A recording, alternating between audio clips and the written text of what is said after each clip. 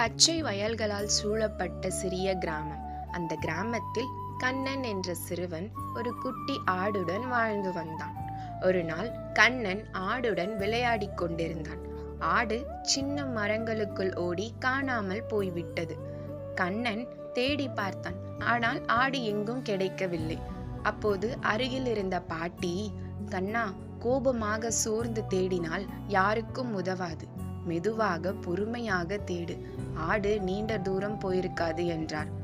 கண்ணன் பாட்டியின் சொல்லை மனதில் வைத்து மெதுவாக கவனமாக தேடினான். சிறிது நேரத்திற்கு பிறகு ஆடு ஒரு காளையின் அருகில் நின்று கொண்டிருந்தது. கண்ணன் அதை பாதுகாத்து வீட்டுக்கு கொண்டு வந்தான்.